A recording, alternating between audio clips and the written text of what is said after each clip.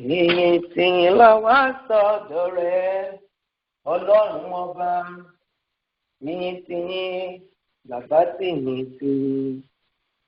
Tìyìn tìyìn la wá sọ́dọ̀ rẹ, Ọlọ́run ọba. Tìyìn tìyìn bàbá tìyìn tìyìn. Tìyìn tìyìn la wá sọ́dọ̀ rẹ, Ọlọ́run ọba. Tìyìn tìyìn bàbá tìyìn tìyìn. Tìyìn tìyìn tìyìn tìyìn la wá sọ́dọ̀ rẹ, Ọlọ́run ọba. Táyọ̀táyọ̀ Jésù táyọ̀táyọ̀. Táyọ̀táyọ̀ la wá sọ́dọ̀ rẹ, Ọlọ́run ọba. Táyọ̀táyọ̀ Jésù táyọ̀táyọ̀. Táyọ̀táyọ̀ la wá sílé rẹ, Ọlọ́run ọba. Táyọ̀táyọ̀ Jésù táyọ̀táyọ̀. Táyọ̀táyọ̀ táyọ̀táyọ̀ la wá sílé rẹ, Ọlọ́run ọba.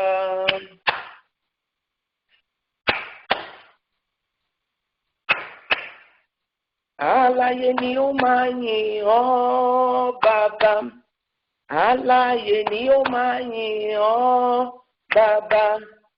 Òkú tó ti kú kó má lè yìn ọ́. Alààyè ni ó máa yìn ọ́ bàbá. Òkú tó ti kú kó má lè yìn ọ́. Alààyè ni ó máa yìn ọ́ bàbá. Alààyè ni ó máa yìn ọ́ bàbá. Alààyè ni ó máa yìn ọ́ bàbá. Òkú tó ti kú kó lè yìn ọ́. Alààyè ni ó máa yìn ọ́ bàbá. Òkú tó ti kú kó má lè yìn ọ́. Alààyè ni ó máa yìn ọ́ bàbá. Alààyè ni ó máa yìn ọ́ bàbá. Alààyè ni ó máa yìn ọ́ bàbá. Òkú tó ti kú kó lè yìn ọ́. Alààyè ni ó máa yìn ọ́ bàbá. Òkú tó ti kú kó lè yìn ọ́. Alààyè ni ó máa yìn ọ́ bàbá. Inú rẹ̀ bá dùn fọwọ́ rẹ̀ gbé Jésù ga o, gbé ga.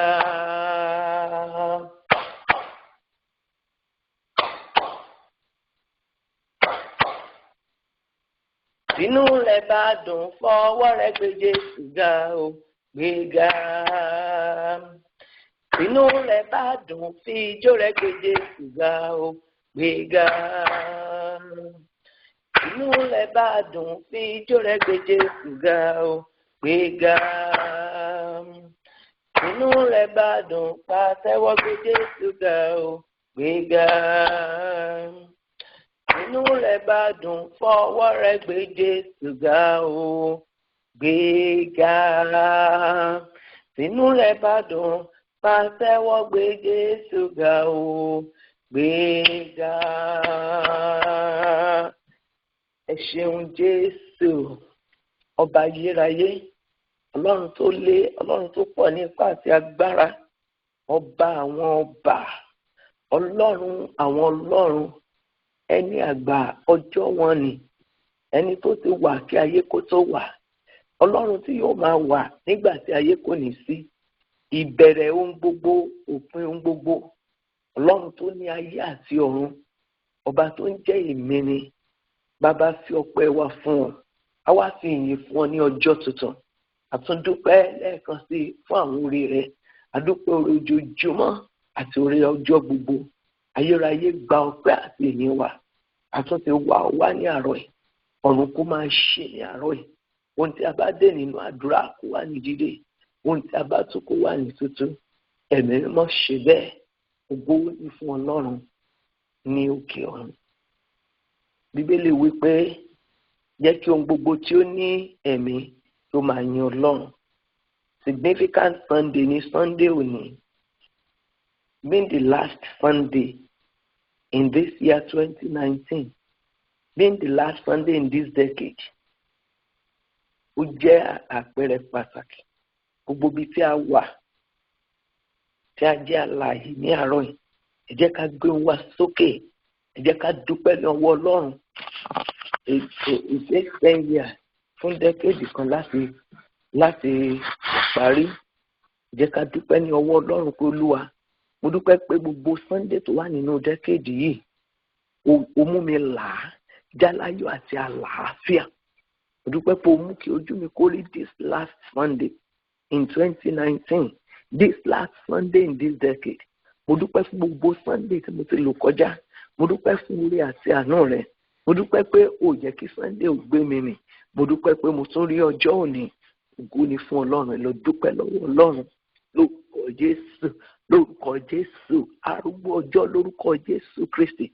Ọlọ́run tó pọ̀ ní ipá àti agbára.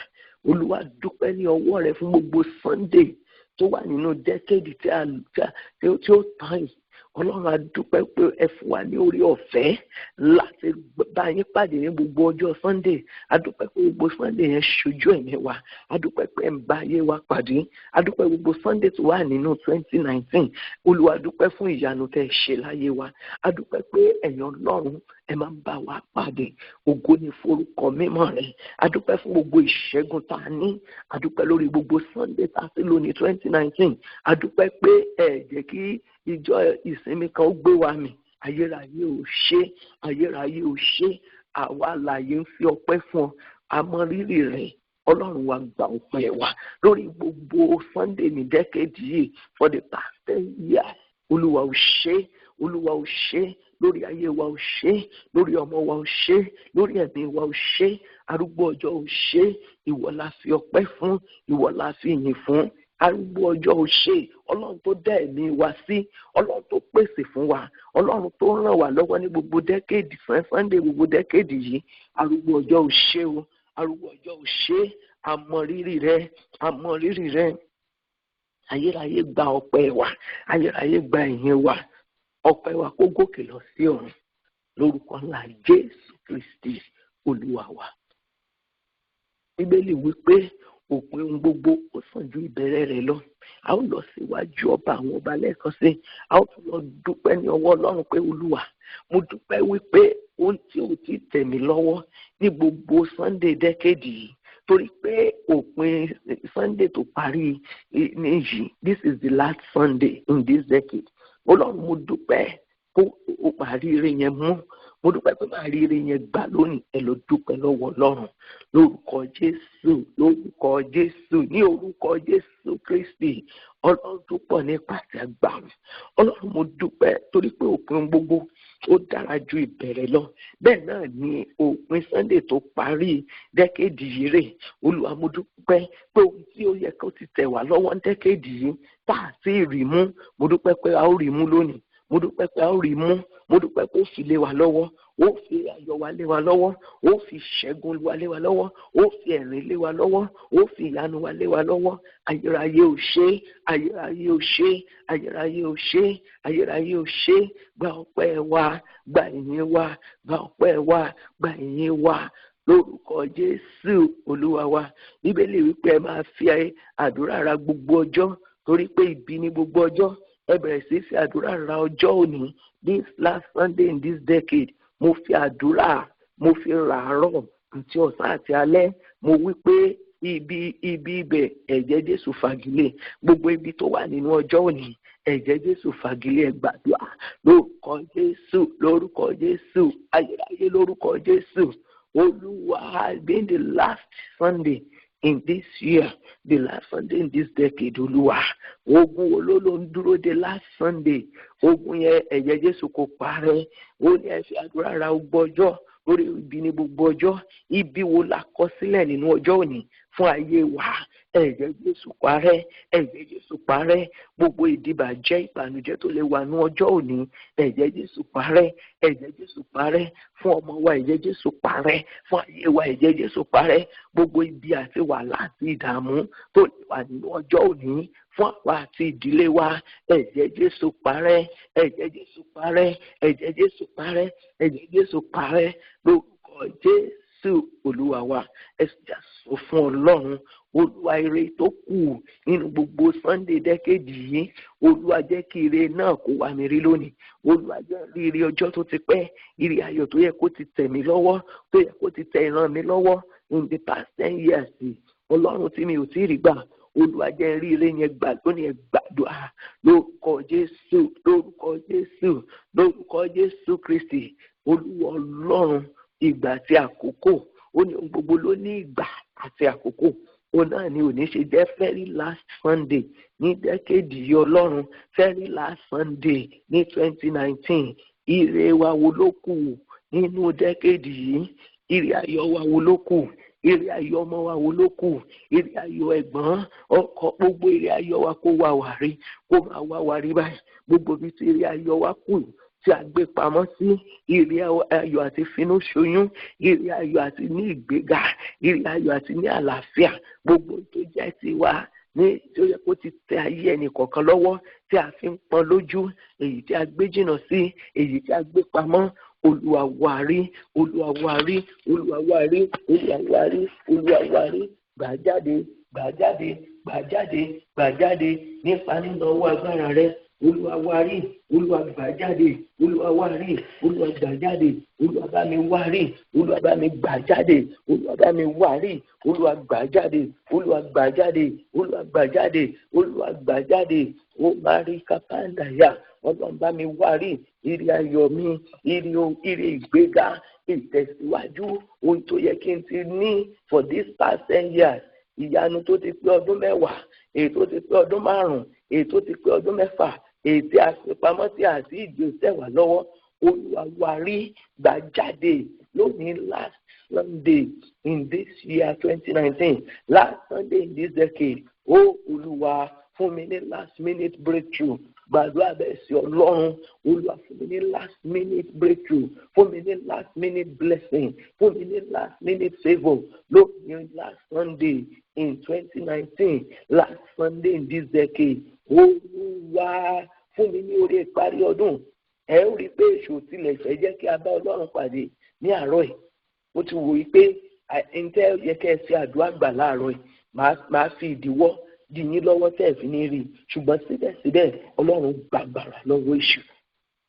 Torí pé alágbára ni bàbá wa, torí pé tó bá ti sọ̀rọ̀ bọ́lọ́run sọ̀rọ̀ bẹ́ẹ̀ lórí.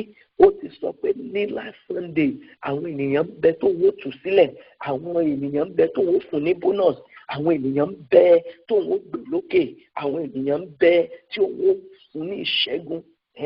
Sàtánì gbogbo alẹ̀ ṣùgbọ́n ṣubú, ó máa rí kápá ìdáyà. Sọ bẹ́ẹ̀ ní àárọ̀ yìí, Olúwa, this last Sunday, fún mi ní last minute blessing, last minute breakthrough, last minute miracle. Olúwa fi lé mi lọ́wọ́, Olúwa fi lé mi lọ́wọ́, Olúwa fi lé mi lọ́wọ́, Olúwa fi lé mi lọ́wọ́. Last minute blessing, last minute breakthrough. Olúwa fi lé mi lọ́wọ́, fi lé mi lọ́wọ́, fi lé mi lọ́wọ́, fi lé mi lọ́wọ́, fi lé mi lọ́wọ́. Lórúkọ Jésù Olúwa wa.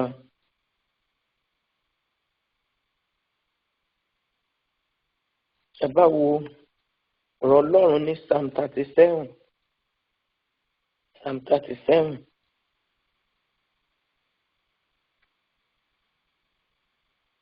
Tí a bá wo verse 32, 33 and 34.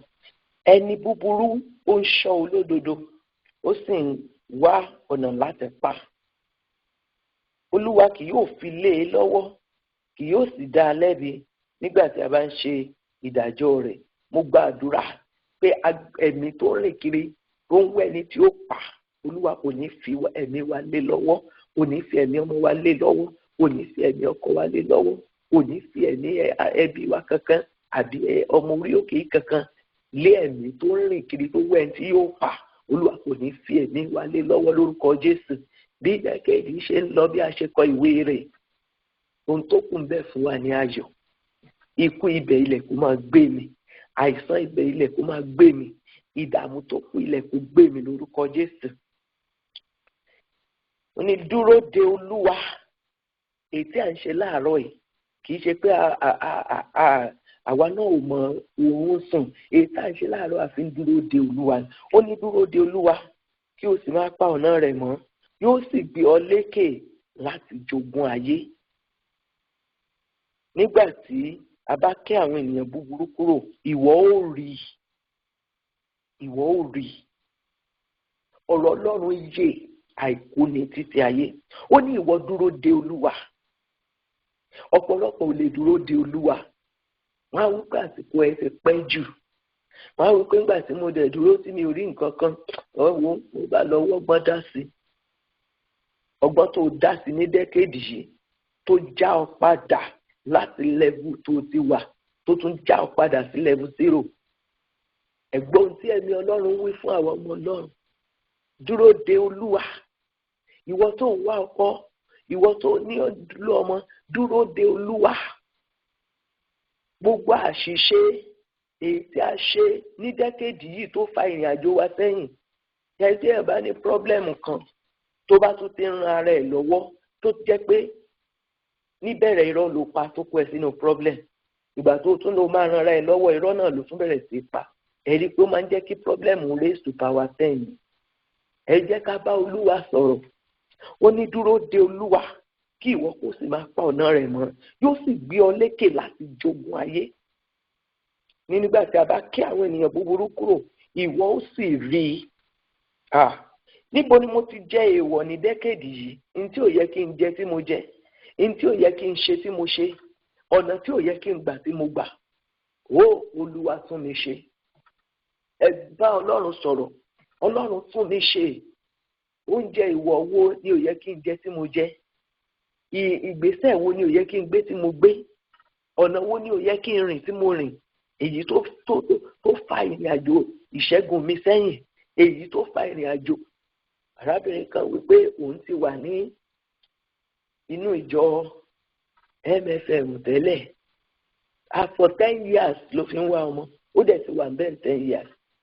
Ṣùgbọ́n ó wípé nígbà tí mi ò rí nǹkan kan ní ará chọ́ọ̀chì kan bá mú mi lọ. Ní ará chọ́ọ̀chì kan náà ló mú òun lọ pé kóun ká lọ síbì kan pé ènìyàn máa ń dọ́gbọ́n sọ̀rọ̀ ara èèyàn gbogbo wa tá à ń wá bí náà la máa ń dọ́gbọ́n sí i. Ẹni tó ti wà nínú ìjọ kan fún 10 years tó bá Ọlọ́run tó ń dúró de olúwa.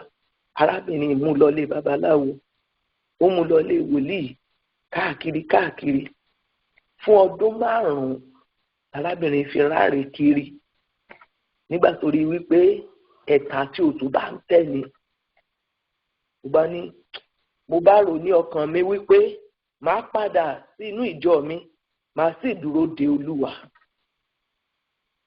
Nígbà tí arábìnrin yìí sì wà ó sì dúró de olúwa. Ó ní gbogbo ìgbà ní ẹkún máa ń gbọ̀n òun pé bí ìpéyàn tún ṣe bẹ̀rẹ̀ from square one marry after 5 years. Olúwa bẹ̀ wò. Ìdí wo lolúwa ṣe bẹ̀ wò? Torí pé ó dúró de olúwa. Ọ̀pọ̀ ló ń sáré àti lówó, ọ̀pọ̀ ló ń sáré àti lókìkí, ọ̀pọ̀ ló ń sáré àti di ńlá. Ẹ̀gbọ́n tí ẹ̀mí Ọlọ́run wí dúró de olúwa. Máa bá Ọlọ́run sọ̀rọ̀. Gbogbo bí tí mo ti ṣe àṣìṣe ní dẹ́kéèdì yìí, gbogbo bí tí òbí mi ti ṣe àṣìṣe tí ìran mi ti ṣe àṣìṣe, èyí tó fa okùn ìtẹ̀síwájú sẹ́yìn nínú ayé mi. Ọlọ́run gbogbo ìwé àṣìṣe mi olúwa fagilé kó máa bá last Sunday lọ. Kó máa bá lọ lọ́dọ̀ kò ní ṣàn kò tún bojú ẹ̀yìn. 2019 dẹ́kéèdì yìí ó ń lọ kò tún ní bojú ẹ̀yìn mọ́. Àṣìṣe mi máa bá lọ. Ìkorò mi máa bá lọ pọ́n gbàdúrà. Ìkorò mi máa bá lọ.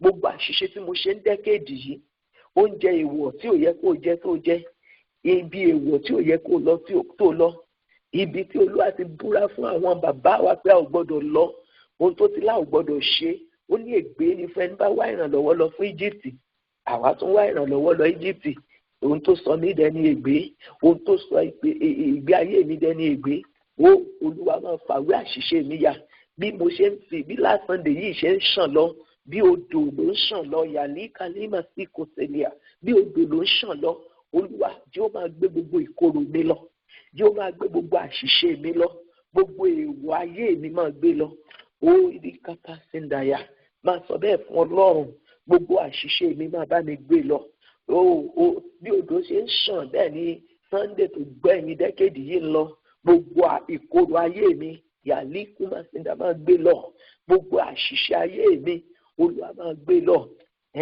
máa bá mi gbé lọ Olúwa gbogbo bí tí mo ti ṣàṣìṣe lórí òkè yìí náà àìmọye èèyàn ló máa ní wo òkè kan tó ń bẹ wọ́n ní ká kókúta 6 wá wọ́n ní ká mú ìgbálẹ̀ wá wọ́n ní ká gbé epo díẹ̀ òróró díẹ̀ ṣúgà díẹ̀ wọ́n á tún mú wọn lọ bùnmí tó bá tún yá ìjà tún ṣẹlẹ̀ láàrin wọn á tún ní ẹ̀wò èmi kàn ní kí n sọ fún yín ni lágbájá sọ pé kinní kan lágbájá gbogbo bí tó ti ṣe àṣìṣe bá Ọlọ́run sọ̀rọ̀ gbogbo bí tí mo ti rìnrìn àjò tí ò yẹ kí n rìn gbogbo bí tí mo ti ṣe ohun tí ò yẹ kí n ṣe Olúwa gbogbo ìwé àṣìṣe àti àbùkù mi Olúwa máa gbé lọ kó má bá dẹ́kẹ̀dì lọ a ò tún gbọ́dọ̀ ṣàṣìṣe irú ẹ̀ mọ́ Ọlọ́run kò forí jì ayé wa máa bá Ọlọ́run sọ̀rọ̀ ó ní tí a bá jẹ ohun olóró ó ní kò ní pa wá lára sọ pé gbogbo èèwọ̀ tí ò yẹ kí n jẹ èèwọ̀ tí ò yẹ kí n jẹ ọmọ Ọlọ́run tó a tún ti lọ jẹ ní kọ̀lọ̀fín tá a mọ̀ pé ó ní gbogbo ohun ìkọ̀kọ̀ ní èmi Ọlọ́run yóò mú wá sí gbangba ìyẹn ti tó wa láti mọ̀ pé kò sóhun tó pamọ́ sọ fún Ọlọ́run oúnjẹ ìwọ̀ tí ò yẹ kí n jẹ tí mo jẹ ń dẹ́kẹ̀dì yìí Ọlọ́run máa bá mi mú oró ejò àti àkekèé kúrò ní ayé mi kó máa bá lásán dé lọ gbogbo ibi tí ò yẹ kí n lọ tí mo lọ ilé pòfẹ́sọ̀ ilé wòlíì èyí díìsì náà mú orúkọ rẹ lọ mú píkṣọ ẹ lọ wọ́n tún ti lọ ń fà á wọ́n tún ti lọ ń ṣe sole trader lórí ayé rẹ Ọlọ́run tú mi lẹ̀ gbogbo tí ò yẹ kí n ṣe tí mo ṣe kó máa bá dẹ́kẹ̀dì lọ gbogbo àṣìṣe mi Olúwa máa bá mi fi odò Sunday tó gbẹ̀yìn máa bá mi fi gbé lọ máa bá mi fi gbé lọ Ọlọ́run kò ṣe bẹ́ẹ̀ Ọlọ́run kò ṣe bẹ́ẹ̀ fún ayé wa ó ní ìwọ dúró de Olúwa ènìyàn mélòó ló fẹ́ dúró de Olúwa orí ọ̀fẹ́ yẹn a gbọ́dọ̀ gbà á bí a ṣe ń lọ Sunday tá a tún máa mú ní next week Sunday is a new year Sunday and a new decade Sunday ìbéèlì wípé ohun àtijọ́ ti lọ ohun gbogbo di ọ̀tun orí ọ̀fẹ́ láti dúró de Olúwa má wo èjì ẹ mo ti pé 44 kò tí ì sí ọkọ torí náà ló ṣe lọ bọ́ ọmọkọ lọ́kọ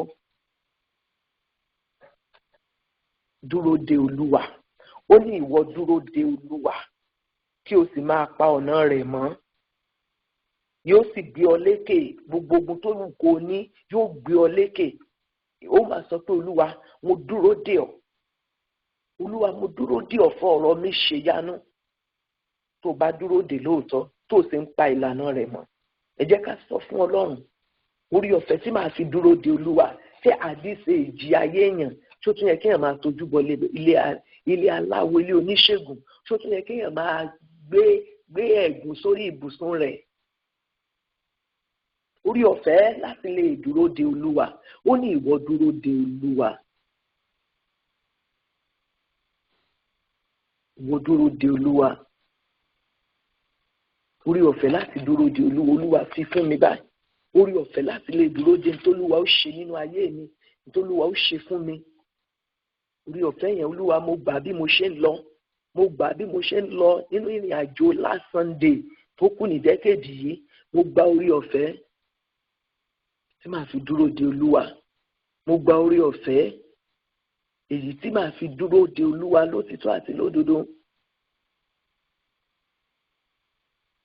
orí ọ̀fẹ́ tá a fi máa dúró de Olúwa orí ọ̀fẹ́ tá a fi rí ẹ̀rí rere mú jáde lọ́dọ̀ Olúwa ó ní ìwọ dúró de Olúwa ni yóò sì fún ọ ní ìṣẹ́gun ìwọ yóò sì jogún ayé orí ọ̀fẹ́ tá a fi ní ìṣẹ́gun ní dẹ́kẹ̀dì tuntun tá a lọ Olúwa mo gbà orí ọ̀fẹ́ tá a fi ní ẹ̀rí rere Olúwa fi ti ayé wa orí ọ̀fẹ́ tá a fi ní rise and fall mọ́ tá a fi rise and fall no more Olúwa gbé wa ayé wa bẹ́ẹ̀ orúkọ Jésù. Bá lọ sínú ìwé Àìsáyà orí 3 Àìsáyà orí 3 tí a bá lọ wo ẹsẹ̀ 10 ní Àìsáyà orí 3 tí a bá lọ wo ẹsẹ̀ 10 ẹ sọ fún olódodo pé yóò dára fún un nítorí pé yóò jẹ èso iṣẹ́ wọn. Olúwa wípé sọ fún àwọn olódodo pé yóò dára fún wọn. Àwọn tó bá dúró de Olúwa, àwọn ọmọ wọn, àwọn tí ò jẹ́ èèwọ̀, àwọn tí ò ní plan B, àwọn tí ò sin Ọlọ́run pẹ̀lú mámúnì. Ó ní sọ fún olódodo wípé yóò dára fún un, yóò sì jẹ èso iṣẹ́ ọwọ́ rẹ̀. Ó yá sọ tẹ́lẹ̀ sí gbogbo tó o ní ní àárọ̀ yìí. Tí mo sọ tẹ́lẹ̀ sí ọmọ mi pé yóò dára fún àwọn ọmọ mi, lórúkọ Jésù yóò dára fún ọkọ mi. Sọ ọ̀rọ̀ àsọtẹ́lẹ̀. Ó ní sọ fún olódodo. Ta ni ó ṣiṣẹ́ yẹn? Ìwọ ló máa ṣiṣẹ́ yẹn. Ó máa sọ ọ̀rọ̀ àsọtẹ́lẹ̀ pé yóò dára fún mi lórúkọ Jésù. Yóò dára fún àwọn ọmọ mi lórúkọ Jésù. Yóò dára fún ọkọ mi lórúkọ Jésù. Yóò dára fún ẹbí mi lórúkọ Jésù. Yóò dára fún àwọn ọ̀rẹ́ mi lórúkọ Jésù. Yóò dára fún ẹnìkọ̀ọ̀kan wa tẹbítẹbí, taratara, tọmọtọmọ, tọkọtọkọ. Ní dẹ́kẹ̀dì tí a lò tán yìí àti dẹ́kẹ̀dì tí a fẹ́ mú yìí, yóò dára fún gbogbo ẹ̀yin ọmọ Ọlọ́run ibẹ̀, yóò dára fún gbogbo àwọn ọmọ wa, yóò dára fún gbogbo ọkùnrin, yóò dára fún gbogbo obìnrin, yóò dára fún gbogbo èso wa, yóò dára fún wa tẹbítẹbí, taratara lórúkọ Jésù. Ìgbà ìfúrúgbìn tí ó ti lọ báyìí, ìgbà ìkórè yóò wọlé sí ayé ẹnì kọ̀ọ̀kan lórúkọ Jésù. Ẹ̀mí tá a fi ní ìkórè rere, ènìyàn wò pé wọ́n tọ̀sí tí mo ṣẹ̀wà bẹ̀rẹ̀ sí gbìn báyìí. Ọlọ́run tó máa ń mú òjò àkọ́rọ̀ àti òjò àrọ̀gbẹ̀yìn tó máa ń mú gbogbo ẹ̀rọ ní ọjọ́ kan, Ọlọ́run yẹn kó gba ayé ẹnì kọ̀ọ̀kan wò ní orúkọ Jésù. Ní kí n sọ̀rọ̀ àsọtẹ́lẹ̀ pé yóò dára fún un. Ó ní ẹ sọ fún olódodo pé yóò dára fún un. Lábẹ́ àkóso bó ti wù kó rí, bí dẹ́kẹ̀dì yìí ti ẹ̀ sáré, ibùdó jẹ́ pé ó ń gun aeroplane, yóò dára fún ayé ẹnì kọ̀ọ̀kan níbẹ̀ lórúkọ Jésù. Bí last Sunday ṣe ń lọ, Ọlọ́run á dúpẹ́ ní ọwọ́ rẹ̀. Wọ́n ní yiniyini kí ẹni kó lè ṣe ní. Ìwọ tó mú wá rí last Sunday dẹ́kẹ̀dì, a mọ̀ pé o tún lè ṣe agbára rẹ̀ ká. A mọ̀ pé new decade táwọn wò bí ìyàwó tuntun, a mọ̀ pé new decade táwọn wò bí ọmọ tuntun, a mọ̀ pé ó gbélé wa lọ́wọ́, ó tún fún wa ní orí ọ̀fẹ́ tá a fi la new decade yẹn kọjá. Tí a bá rí orí ọ̀fẹ́ gbà nínú decade yìí, mo gba Ọlọ́run gbọ́ pàtó rí orí ọ̀fẹ́ gbà. Bàbá wa gba ọpẹ́ wa lórúkọ Jésù. Bàbá wa gba ìyìn wa lórúkọ Jésù. Gẹ́gẹ́ bí a ti kọ́ tí o sì ti kọ́ wa ní àárọ̀ yìí pé gbogbo ibi tí a ti ṣe àṣìṣe, gbogbo ibi tí a ti jẹ èèwọ̀, gbogbo ibi tí a ti ṣe tí ò yẹ ká ṣe ní dẹ́kẹ̀dì yìí, èyí tó lè tó fa ọkùnrin ìtẹ̀síwájú sẹ́yìn àti ìṣẹ́gun gbogbo àṣìṣe wa, Olúwa máa gbé lọ. Decade 2019, last Sunday of the year, last Sunday of the decade, ó yá máa gbé ìkorò ayé wa lọ lórúkọ Jésù, máa gbé àìsàn ìdààmú gbogbo tá a ti là kọjá for the past 10 years, ó yá máa gbé lọ lórúkọ Jésù. Gbogbo ìṣòro tó bá decade wá, gbogbo ìṣòro tá a là kọjá ní decade, gbogbo wàhálà tí a là kọjá lórúkọ Bàbá, lórúkọ Ọmọ, lórúkọ Ọlọ́run ẹ̀mí mímọ́, kó máa bá dẹ́kẹ̀dì lọ lórúkọ Jésù. Olúwa, ìkorò wa dópin lónìí lórúkọ Jésù. Àṣìṣe wa dópin lónìí lórúkọ Jésù. Gbogbo àṣìṣe ìgbà èwe wa, gbogbo àṣìṣe ìgbà ìmọ̀, gbogbo ẹ̀ṣẹ̀ ìkọ̀kọ̀, Olúwa dárí ẹ̀jẹ̀ wa lórúkọ Jésù. Olúwa dárí ẹ̀jẹ̀ wa lórúkọ Jésù. Bí dẹ́kẹ̀dì yìí ṣe ń lọ báyìí, tí Sunday tó gbẹ̀yìn ń lọ pẹ̀lú ẹ̀, lórúkọ Jésù àṣìṣe wa kó máa bá a lọ, ká tún máa rì mọ́ lórúkọ Jésù. Gbogbo èyí tó mú ayé wa kọsẹ̀, tó mú ayé wa ṣubú, kó máa bá a lọ lórúkọ Jésù Kristi. Olúwa Ọlọ́run òmìnira, Ọlọ́run orí ọ̀fẹ́ gbogbo, Olúwa sọ wá di òmìnira. Ó ní tí bàbá bá sọ yín di òmìnira, ẹ̀yin ó di òmìnira ní tòótọ́. Ó ní ẹ mọ òtítọ́, òtítọ́ yóò sì sọ yín di òmìnira. Òtítọ́ tí a mọ̀ náà ni pé Olúwa wípé kí a dúró de òun. Ó yọ ọ̀fẹ́ láti dúró de Olúwa. Òtítọ́ ìkó wọnú ayé wa, òtítọ́ ìkó gbé ayé wa ró, òtítọ́ ìkó fún wa ní ìṣẹ́gun tọmọtọmọ tọkọtọkọ. Èmo ṣèkéńtèrìà ni mo náwó mi sókè o. Máa la 2019 já ire tó kù níbẹ̀, bàbá gbé lé mi lọ́wọ́.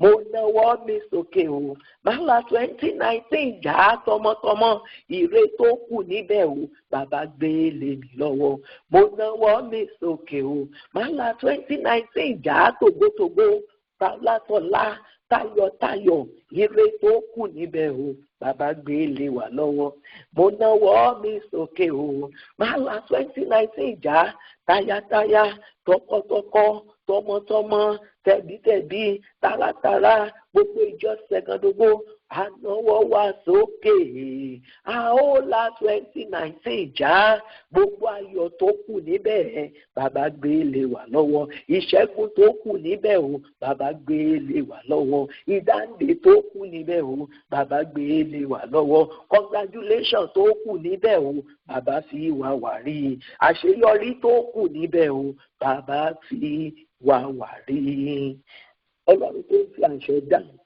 wíwí ni ti wà àṣẹ ń bẹ lọ́dọ̀ ọlọ́run ọba aláṣẹ láyé ọba aláṣẹ lọ́run ọba tó pọ̀ nípa àti agbára kó fi àṣẹ dáhùn gbogbo tí a tún ní àárọ̀ ọ̀run kó tú lórúkọ Jésù gbogbo tí a dè ní àárọ̀ ọ̀run kó dè lórúkọ Jésù ọlọ́run orí ọ̀fẹ́ gbogbo adúpẹ́ lọ́wọ́ rẹ̀ àwa ìbá ní ẹgbẹ̀rún ahọ́n kò tó láti fi yàn lógo fóun tó nìkan ṣe ní dẹ́kẹ́dì yìí títí ayé la máa ròyìn rẹ̀ gba ọpẹ́ wa gba ìyìn wa máa bá wa lọ dìwà mú tọmọtọmọ ìwọ tó mú wa la dẹ́kẹ́dì Sunday tó gbẹ̀yìn dẹ́kẹ́dì já agbàgbọ́ bó tún síwájú wa lọ sí ọdún tuntun táwọn wò ayérayé gba ọpẹ́ wa gba ìyìn wa ọjọ́ ìsinmi yìí ọlọ́run jẹ́ àrántí ẹ̀sìn rere ṣóhun tuntun láyé ẹnì kọ̀ọ̀kan ọlọ́run kò gbọ́ ọlọ́run kò gbà ọlọ́run kò fàṣẹ dáhùn ògo ní fún ọlọ́run ní òkè ọ̀run ògo ní fún ọlọ́run